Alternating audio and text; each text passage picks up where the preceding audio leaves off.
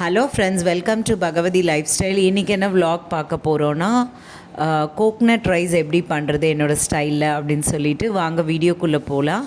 நான் வந்து 1/2 kg புழுங்கல் அரிசி எடுத்திருக்கேன். ஸோ அதுக்கு 1.5 முடி தேங்காய். ஸோ அப்போ தான் வந்து ரொம்பவே நல்லாயிருக்கும்.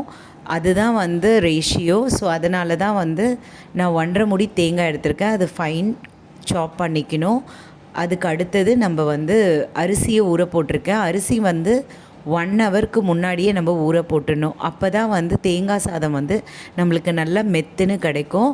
ஸோ இப்போ வாங்க தேங்காவை நல்லா ஒரு பேஸ்ட்டாக ஃபைன் பேஸ்ட் மாதிரி நல்லா மிக்ஸி ஜாரில் போட்டு அரைச்சி விட்டுடலாம். அப்போ தான் வந்து பால் வந்து நம்மளுக்கு நிறைய ஒரு திக்கான கன்சிஸ்டன்சியில் நம்மளுக்கு நல்லாவே கிடைக்கும். ஸோ அதுக்காக நான் 1.5 சொம்பு தண்ணி எடுத்திருக்கேன். அந்த தண்ணி வந்து நல்லா கொதிக்க பொழுது நம்ம ஸ்டவ் ஆஃப் பண்ணிவிட்டு இந்த அரைச்ச தேங்காய் விழுத எடுத்து அதில் ஆட் பண்ணிடணும். அதை ஆட் பண்ணி ஒரு 1/2 அன் ஹவர் அப்படியே விட்டுடணும்.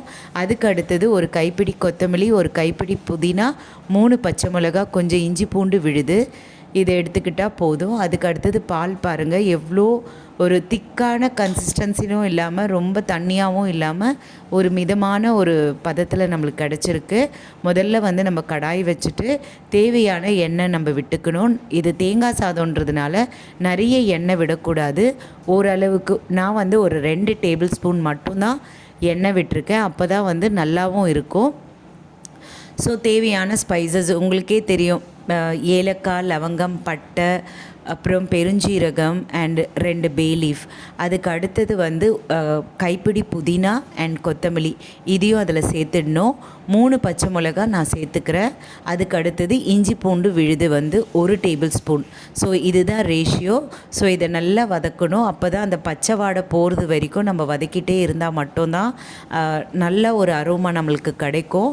ஸோ அதனால் நல்லா வதக்கி எடுக்கணும். அதுக்கு அடுத்தது நம்ம தேவையான மஞ்சத்தூள், நான் ஒரு 1/2 டீஸ்பூனில் வந்து நான் மஞ்சள் பொடி சேர்த்துக்கிறேன்.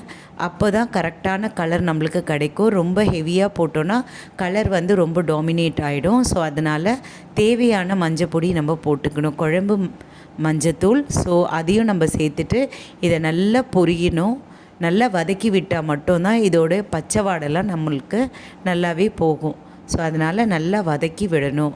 ஸோ என்னோடய சேனல் உங்களுக்கு பிடிச்சிருந்தால் சப்ஸ்கிரைப் பண்ணுங்கள், லைக் பண்ணுங்கள், ஷேர் பண்ணுங்கள் அண்ட் கமெண்ட் பண்ணுங்கள். உங்களோட ஒவ்வொரு சப்ஸ்கிரைபும் ஒவ்வொரு லைக்கும் என்னோட மிகப்பெரிய மோட்டிவேஷன். எங்களை மாதிரியான ஹவுஸ் ஒய்ஃப்க்கு நீங்கள் தான் இந்த சோஷியல் மீடியாவில் வெல்கம் பண்ணி வலம் வர செய்யணும். அப்போ தான் நான் நிறைய வீடியோஸ் அப்லோட் பண்ண முடியும். உங்களோட சப்ஸ்கிரைபும் அண்ட் உங்களுடைய லைக்கும் பார்க்கும் பொழுது தான். ஸோ பாருங்கள், தேவையான தேங்காய் பால் நம்ம விட்டுக்கணும். நான் வந்து 1/2 கிலோ ரைஸுன்றதுனால என்னோடய டம்ளரில் எனக்கு 3 டம்ளர் ரைஸ் கிடச்சிது. ஸோ அதனால் நான் வந்து ஒரு 8 டம்ளர் தண்ணி விடுறேன். 8 டம்ளர் தேங்காய் பால் அதை நான் சேர்த்துக்கிறேன். அப்போ தான் வந்து நல்ல மெத்துன்னு கிடைக்கும். 1:2 கிடையாது. நான் வந்து 3 டம்ளர் தண்ணிக்கு 2 டம்ளர் எக்ஸ்ட்ராவே நான் விட்டுட்டு 8 டம்ளராக விட்டுருக்கேன். அப்போ தான் வந்து நல்ல மெத்துன்னு நம்மளுக்கு சாதம் கிடைக்கும். ஸோ இதை வந்து இந்த பாத்திரத்தில் இருந்து நான் வந்து குக்கரில் இதை ட்ரான்ஸ்ஃபர் பண்ணிக்கிறேன். ரைஸ் வந்து அதில் நல்லா கழுவி அதில் சேர்த்தாச்சு.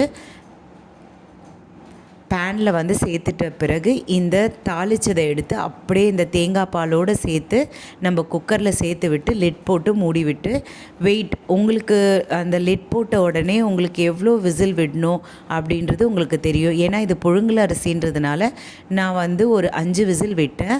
ஸோ அதுக்கு அடுத்தது பாருங்கள், ஓப்பன் பண்ணி பார்த்த உடனே எப்படி பூ மாதிரி இருக்குது பாருங்கள். சூப்பராக இருக்குது.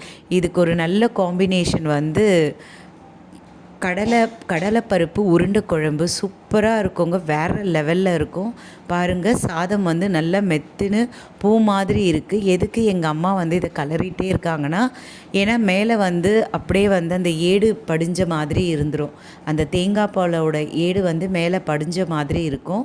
ஸோ கீழே வந்து ரைஸ் அப்படியே இருக்கும். ஸோ எல்லாத்தையும் ஒன்றா சேர்த்த வாட்டி மட்டும்தான் நம்மளுக்கு ஒரு நல்ல ஃப்ளேவரில் சூப்பரான ஒரு தேங்காய் சாதம் நம்மளுக்கு கிடைக்கும். ஸோ எப்படி இருக்குது பாருங்கள், சூப்பராக வந்திருந்தது. அப்படியே வேறு லெவல் டேஸ்ட்டில் இருக்குது. ஸோ நம்மளுக்கு தேவைப்பட்டால் வந்து நான் வந்து cashew nut and grapes, try grapes இதை நல்லா நெய்யில் வந்து வறுத்துட்டு அதில் சேர்த்து விட்டுட்டு ஸோ சூப்பராக இருக்கும். எக்ஸலண்ட்டாக நீங்களும் ட்ரை பண்ணி பாருங்கள். இந்த ஸ்டைலில் சூப்பராக உங்களுக்கு ஒரு நல்ல ஒரு அரோமாவில் ஒரு தேங்காய் சாதம் உங்களுக்கு கிடச்சிடும். அண்ட் சாதமும் நல்ல மெத்துன்னு இருக்கும். பாருங்கள் சூப்பராக இருக்கும். இதுக்கு நல்ல காம்பினேஷன் வந்து இந்த கடலை உருண்டை குழம்பு ரொம்பவே நல்லாயிருக்கும். தேங்க்யூ ஃபார் வாட்சிங்.